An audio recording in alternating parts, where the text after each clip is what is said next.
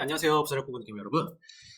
이번 시간에는 공매도에 대한 얘기를 좀 해보려고 하는데, 다음 주 월요일, 그러니까 5월 3일부터 이 한동안 금지됐던 공매도가 다시 시작이 되죠. 이 작년 3월에 코로나19로 주가가 폭락을 하면서 이 금융당국에서는 시장 안정을 위해 한시적으로 공매도를 금지하는 조치를 시행을 했는데요.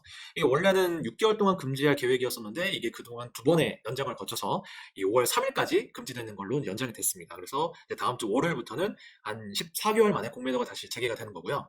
이 시장의 우려는 이 공매도가 다시 시작이 되면 시장에 충격을 받지 않을까 하는 이제 그런 우려인 거죠. 이 공매도는 내가 갖고 있지 않은 주식을 빌려서 판 뒤에 이 주가가 떨어지면은 다시 되사서 차익을 실현하는 그런 이제 투자법인데, 주가 하락이 예상될 때 공매도가 늘어나는 경향이 있고, 그리고 이 공매도가 늘면은 아무래도 투자 심리도 좀 부정적인 영향을 미치기 때문에 추가 하락을 부추기는 그런 요인이 되기도 하니까요. 그래서 이번 시간에는 이 다음 주부터 재개되는 이제 공매도에 대해서 시장에 과연 영향을 미칠지 아닐지, 그리고 공매도가 시행이 됐는데 과거와는 바뀐 점이 무엇인지, 그리고 이 공매도 재개와 관련해서 이제 개인이 어떤 투자 전략을 취할 수 있는지, 그런 부분에 대해서 한번 간단히 짚어보도록 하겠습니다.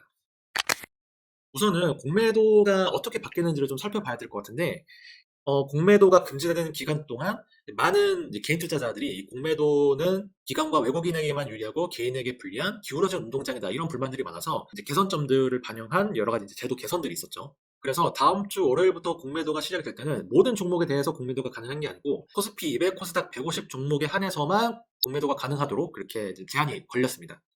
이게 아무래도 코스피 200, 코스닥 150은 이제 각 시장을 대표하는 종목들만 모여있는 지수다 보니까 시가총액도 크고 유동성도 이제 많기 때문에 공매도가 있더라도 뭐 주가의 뭐 과도한 하락이라든지 이제 이런 염려가 좀 덜하니까, 아무래도 그런 부분 때문에 이런 종목에 한해서만 우선적으로 공매도를 허용하는 게 아닌가라는 생각이 들고요. 그리고 또 하나, 공매도에 대해서 개인이 갖고 있던 불만 중에 하나가 기관이나 외국인은 빌릴 수 있는 주식의 뭐 종류나 뭐 수량이 굉장히 많은데, 개인은 빌릴 수 있는 주식의 종류도 적고 수량도 한정적이다. 그래서 개인이 기관이나 외국인에 비해서 굉장히 불리하다, 이런 내용이었는데, 그래서 개인이 빌릴 수 있는 주식의 대주 풀도 굉장히 확대를 했습니다. 기존에는 6개 증권사에서 393개 종목에 대해 200억 원어치의 공매도만 가능했는데, 이게 앞으로는 28개 증권사에서 코스피 200, 코스닥 150 전 종목을 대상으로 2.4조 원어치의 공매도가 가능하도록 그렇게 대주풀을 대폭 확대를 했고요. 그리고 이번에 바뀐 규정에 따라서 개인이 공매도를 하려면 사전 교육을 이수를 해야 됩니다. 금투협 교육을 30분을 받아야 되고, 그리고 거래소의 모의 투자도 1시간 동안 이행을 해야 공매도를 할 수 있는 자격이 주어지고요. 그리고 공매도는 이제 주식을 빌리는 거니까 이 빌리는 기간이 있겠죠. 그래서 개인이 주식을 빌릴 때는 차입 기간이 최대 60일 가지고, 그리고 이자는 연 2.5에서 4%를 적용한다고 합니다. 이 담보 유지 비율이 있다는 것도 유념을 하셔야 되는데, 이 신용융자하고 마찬가지로 이 주식을 빌리는 거다 보니까 이 내 계좌 평가 금액이 융자 금액 대비 140% 이하로 떨어지지 않도록 이 증거금을 유지를 해야 될 필요가 있는 거죠. 담보 유지 비율이 140% 미만으로 떨어지면 증권사에서는 마진콜이라고 하죠. 추가 증거금을 납부하라고 요청을 하게 되고, 만약에 추가 증거금을 납부를 하지 않으면 그 부족한 금액만큼 해당 주식을 증권사가 강제로 반대 매매를 합니다. 그러니까 원치 않는 손실이 생길 수가 있다는 거죠. 이런 점이 있을 수 있다는 거를 좀 유념을 하셔야 되겠고, 그리고 개인이 공매도에 대해서 우려했던 것 중에 하나가 기관과 외국인이 불법 공매도를 하는 게 아니냐라는 이제 이런 우려가 좀 있었죠. 그러니까 기본적으로 공매도를 하려면 먼저 주식을 빌리는 일이 있어야 되는데, 주식을 빌리지 않고 없는 주식을 팔고 다시 되사는 이제 소위 말하는 무차익 공매도를 하는 것이 아니냐라는 그런 의구심이 계속 있었던 거죠. 그래서 이런 부분에 대해서 제도를 개선하고 처벌을 강화해야 한다는 목소리가 계속 있었고, 이런 점도 이번에 제도 개선에서 충분히 반영이 됐습니다. 이 무차익 공매도는 이 기관 간의 대차 거래에서 발생할 수 있는 이제 오류 중에 하나인데, 기관들은 이제 통상 주식들을 빌리고 빌려줄 때 뭐 대차 시스템을 통해서 하기도 하지만, 그 전에 내가 원하는 주식이 있는지 그리고 수량은 얼마인지 사전에 협의를 하는 단계를 거치거든요. 근데 이 단계에서는 뭐 전화를 하든지 아니면 이제 메신저 프로그램을 통해서 채팅으로 내가 원하는 종목 수량 뭐 얼마나 있는지 이런 걸 협의를 해서 서로 간에 이제 협의가 맞으면은 그 종목에 대한 해당 수량만큼 대차 시스템을 통해서 거래를 하는 그런 방식이라고 보시면 되는데, 이 아무래도 수기로 이루어지는 방식이다 보니까 좀 오류 가능성이 있었습니다. 대표적으로 2018년도에 골드만삭스 인터내셔널의 무차익 공매도 사건이 있었죠. 대차 협의를 하고 나서 실제로 이 주식이 입고되지 않았는데, 그 주식이 입고된 것처럼 이제 자사의 주식 거래 시스템에 주식을 입력을 한 거죠. 그리고 트레이더는 실제 주식이 입고된 것으로 착각을 하고 매도 주문을 넣었고, 본의 아니게 무차익 공매도를 하게 됐다, 이제 이런 내용인데, 뭐 결과론적으로는 불법이니까 이거에 대해서 이제 75억 원의 과징금을 받았던 이제 그런 사건이 있었고, 그래서 이런 오류들을 방지를 하기 위해서 앞으로는 전산화한 대차 시스템을 통해서 이 대차 거래를 해야 한다고 합니다. 그리고 이 대차 거래 내역은 5년 동안 보관을 해야 되는데, 이건 혹시라도 있을지 모르는 이제 무차익 공매도가 생겼을 경우에 이거를 사후적으로 검증을 해서 처벌을 하겠다는 거죠. 그리고 시장 조성자에게 부여가 됐던 업틱룰 면제도 이번에 폐지가 됐는데요. 이 시장 조성자는 거래량이 적은 종목이 매수 호가, 매도 호가를 제시를 하면서 유동성을 높이는 그런 역할을 하다 보니까 매도 호가를 제시할 때는 업틱룰을 지키지 않아도 된다는 이제 면제 조항이 있었어요. 그러니까 업틱룰이라고 하는 것은 공매도 주문을 낼 때 직전 체결가보다 낮은 호가로는 제시를 할 수 없도록 한 규제인데 시장 조성자가 공매도 호가를 제시할 때는 업틱룰 꼭 안 지켜도 된다. 이런 규정이 있었거든요. 근데 시장 조성자가 이 업틱룰 면제를 이용해서 조금 시장을 교란하는 게 아니냐 이런 지적들이 있어서 당국에서 이것도 좀 반영을 해서 시장 조성자의 업틱룰 면제도 이번에 폐지가 됐습니다. 그리고 불법 공매도를 적발할 수 있는 시스템을 구축을 한다고 하고 또 불법 공매도가 적발이 됐을 경우에 처벌도 강화를 했는데요. 기존에는 이제 과태료만 부과됐는데 앞으로는 과징금과 1년 이상의 징역, 형사처벌도 가능하도록 규정이 더 강화됐습니다. 아무래도 시장의 가장 큰 우려는 공매도가 재개되면 주가 떨어지는 거 아니냐 하는 거겠죠. 그래서 이것과 관련해서 증권사들에서도 이 공매도가 재개됐을 경우에 시장에 미치는 영향력이 어느 정도 될지 이제 분석한 리포트들이 굉장히 많이 나오는데 대체적으로 공통된 의견은 공매도가 시장 그 지수에 미치는 영향은 크지 않다. 다만 개별 종목에는 영향을 미칠 수 있다는 게 중론이었습니다. 이유가 뭐냐면 지금 최근에 이제 코스피가 이제 3,000대를 넘어서서 이제 급격하게 오른 이유 중에 하나가 이 공매도가 금지돼서라기보다는 한국 경제가 코로나19 이후에 굉장히 빠른 속도로 회복이 됐고 기업들의 실적도 뭐 최근에 1분기 실적 발표된 거 보시면 아시겠지만 이익 회복이 굉장히 급격하게 개선이 됐다는 거죠. 그러니까 주가는 이익의 함수라는 점을 감안할 때 이익이 오르니 당연히 주가가 오를 수밖에 없는 그런 이제 논리라는 거죠. 그렇기 때문에 공매도가 재개되더라도 주가에 미치는 영향은 좀 제한적일 수밖에 없다. 뭐 이런 예상들이 있고요. 실제로 과거에 2차례 공매도가 금지됐던 사례가 있었는데 금지된 이후에 공매도가 다시 재개된 이후에도 코스피는 당분간 조금 부진하긴 했지만 중장기적으로 보면 결국에는 양호한 성과를 보였더라는 게 이제 통계적인 이제 수치가 있고요. 과거에 2차례 공매도 금지 사례에서도 확인할 수가 있는데 2008년 금융위기 때 한번 공매도 금지가 있었고 그리고 2011년 유럽발 재정위기 때 또 한번 공매도 금지를 한 적이 있었죠. 한동안 금지하다가 재개를 한 이후에 코스피는 약간 한 달 정도는 주가가 횡보를 했는데 3개월째부터는 굉장히 좀 양호한 성과를 보인 것을 확인하실 수가 있습니다. 다만 코스닥 종목은 뭐 전체적으로 중소형주들이 많고 공매도에 취약한 종목들이 많다 보니까 공매도가 재개된 이후에 코스피에 비해서는 상대적으로 좀 성과가 떨어지는 이제 이런 통계를 보여주고 있다는 거는 이제 하나 이제 참고 자료로 확인하시면 될 것 같습니다.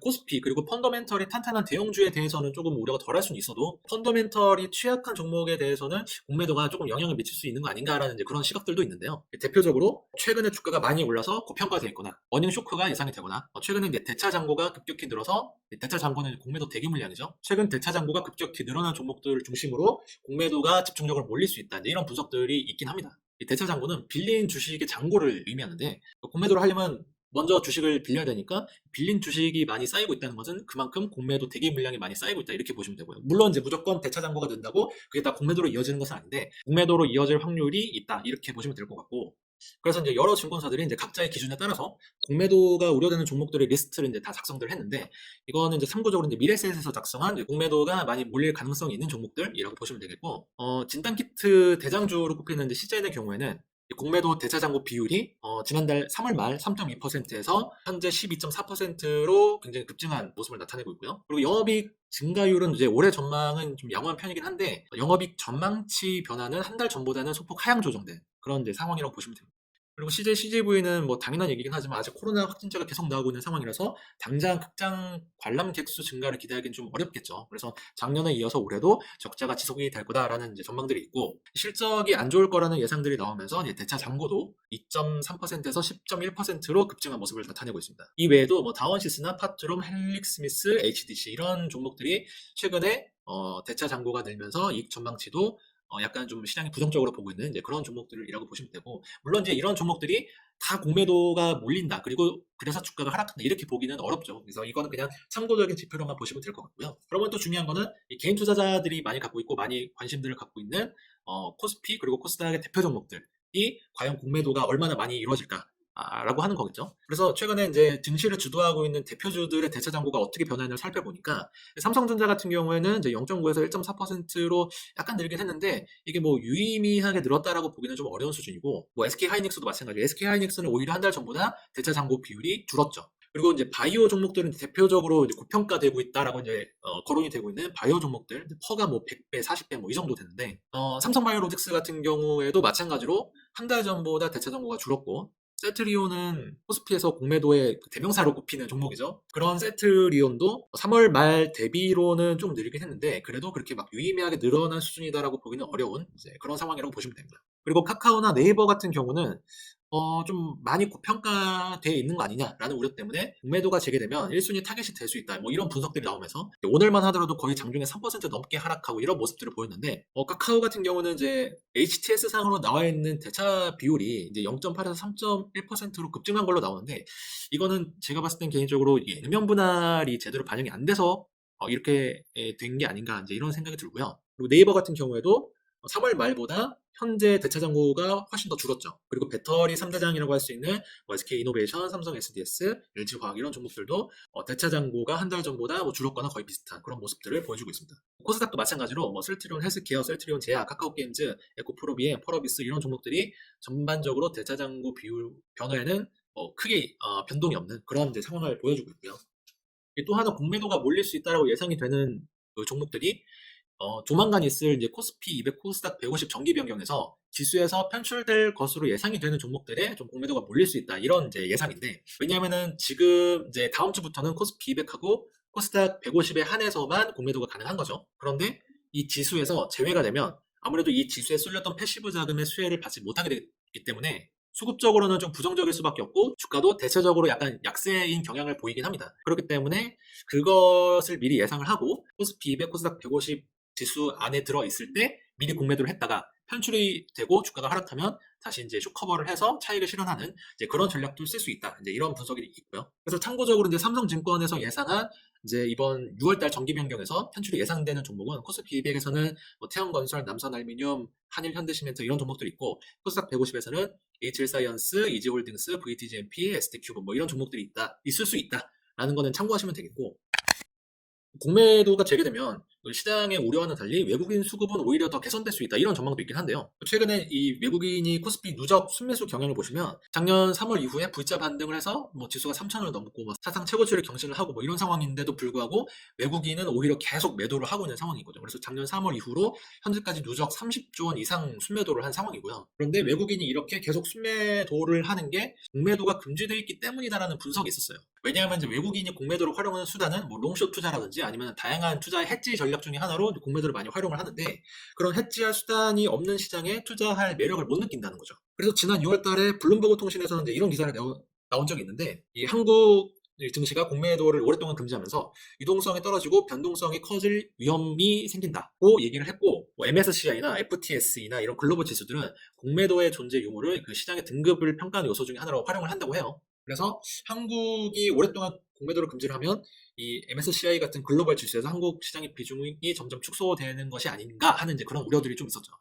그리고 공매도를 오랫동안 금지하면서 나타난 일종의 부작용 중에 하나가 현물을 공매도를 못하니까 롱숏을 할 때 숏을 선물 매도로 한다는 점이 있는데 쉽게 얘기해서 현물은 사고 선물은 파는 전략을 취한다는 거죠. 그러면 외국에 있는 기관들이 현물은 계속 사고 선물은 계속 매도 포지션을 취하게 되면 나타나는 현상 중에 하나가 선물 가격이 현물 가격보다 상대적인 약세가 지속이 되는 이거를 조금 이제 있어 보이는 말로 백워데이션이라고 하는데 백워데이션이 오랫동안 지속이 된다는 점이거든요. 실제로 그동안 코스피 200 선현물 평균 베이시스라는 게 이제 선물과 현물의 가격 차인데 그 베이시스 추이를 보면 2018년, 19년 그리고 공매도가 금지되기 직전인 2020년 1월, 2월까지는 콘텐고 그러니까 선물 가격이 현물보다 더 고평가된 그런 상황이 계속 지속이 됐는데 공매도가 금지된 이후부터 지금까지는 이 선물 가격이 현물 가격을 내내 밑도는 이런 백워데이션 상황이 계속 지속됐다라고 보시면 됩니다. 그럼 이런 백워데이션 상황에서 나타날 수 있는 문제점 중에 하나가 뭐냐면 이 프로그램 차익 거래를 통해서 변동성이 더 확대될 수 있다는 점이거든요.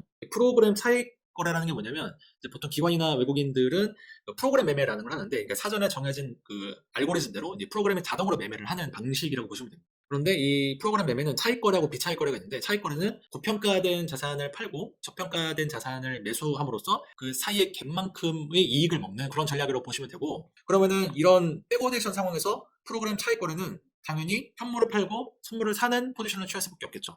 실제로 외국인의 코스피 프로그램 차익 매매 누적 추이를 보면 작년 3월까지는 그냥 뭐 평년 수준을 보였다가 공매도가 금지된 직후부터 급격히 순매도세로 전환이 되는 것을 보실 수가 있습니다. 작년 3월부터 현재까지 외국인의 프로그램 차익 거래를 통한 누적 순매도가 2조 5천억 원을 넘어선 상황이고요. 그래서 유한타증권에서는 이렇게 분석을 했는데, 백워데이션 상황에서 프로그램 매매로 나타난 문제점이 이 지수의 방향성과는 상관없이 이 백워데이션이 벌어지면 현물을 매도하고 백워데이션이 축소하면 현물을 매수하는 이제 이런 방식의 거래가 자꾸 빈번하게 이루어지다 보니까 이 지수가 이제 하루에도 2% 이상씩 이제 급등락하는 그런 장세가 반복이 된다는 거죠. 그래서 올해 1월, 2월에 그렇게 2% 이상씩 뭐 장이 급등하고 급락하는 현상이 바로 이제 이런 공매도 금지로 인해서 나타난 부작용 중에 하나다라는 지적이 있었고요. 그러면 과연 공매도가 재개되면 외국인이 이제 돌아올까? 이제 이것도 과거 통계를 통해서 좀 엿볼 수가 있는데, 2008년부터 9년까지 공매도가 금지되고 나서 공매도 금지가 해제됐을 때 3개월 동안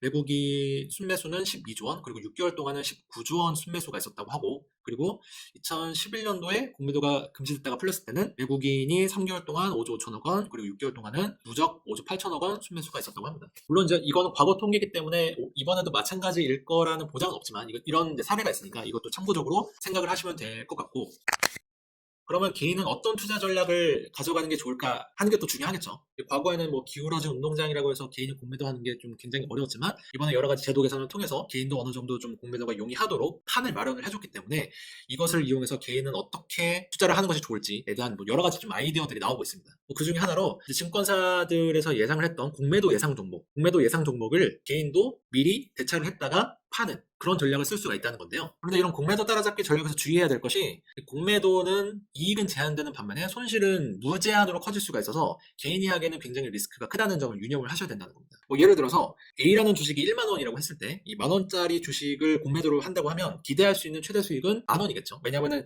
아무리 많이 떨어져 봐야 0원 밑으로 떨어질 수는 없으니까. 반면에 손실은 만 원보다 더 많이 오르면 오를수록 그 오른 폭만큼 손실은 계속 커지는 거죠.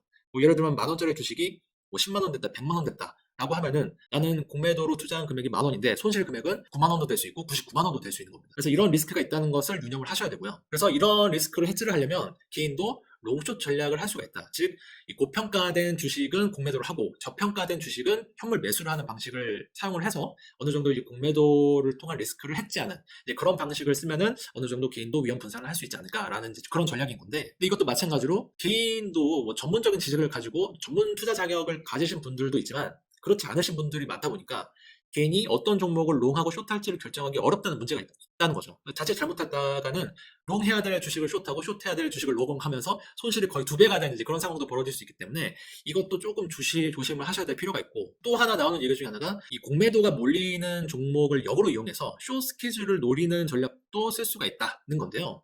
최근에 있었던 이제 미국의 게임스탑이라는 종목이 유명했죠. 공매도 세력들이 게임스탑에 몰리니까 미국의 개미들이 오히려 다 매수해서 주가를 올려버리자 해가지고 오히려 이제 숏 스퀴즈, 그러니까 공매도가 숏 커버를 하면서 오히려 더 주가가 오르는 현상을 유도를 하는 거죠. 근데 이 숏 스퀴즈도 마찬가지로 복불복이기 때문에 공매도 과다 종목을 막 매수를 한다고 해서 주가가 오르리라는 보장이 없죠. 그리고 반드시 숏 스퀴즈가 발생하리라는 보장도 없고요. 그래서 이것도 약간 도박이라고 보시면 되겠고, 그래서 현실적으로 증권가에서는 개미들이 공매도를 통해서 쓸 수 있는 가장 안정적이고 정석적인 투자 전략은 이 롱숏을 전문적으로 운영하는 자산운용사의 펀드 상품에 가입을 하는 것이다, 이렇게 얘기를 하고 있어요. 기본적으로 롱숏 전략은 위험을 분산시켜서 하락장이든 상승장이든 절대 수익을 추구를 하는 전략이기 때문에 뭐 상승장에서 굉장히 높은 수익까지 기대하기는 어려울 수는 있어도 하락장에서는 하락을 방어하면서 안정적인 수익을 올릴 수 있는 이제 그런 메리트가 있다는 거죠. 그래서 지금까지 이 공매도 재개를 앞두고 이제 주요 이슈들을 간단하게 정리를 해봤는데요. 사실 다음 주에 공매도가 재개되고 나서 시장이 뭐 오를지 떨어질지 이거는 뭐 아무도 모르죠. 하지만 그 단기 성과에 연연하기보다는 장기적인 시각으로 한국 경제의 회복과 기업들의 실적 성장을 바라본다면 뭐 공매도가 재개가 된다고 하더라도 크게 걱정은 하지 않아도 되지 않을까라고 하는 게 저의 개인적인 생각입니다. 이상으로 마치겠고요. 재밌게 보셨다면 구독과 좋아요도 부탁드립니다. 감사합니다.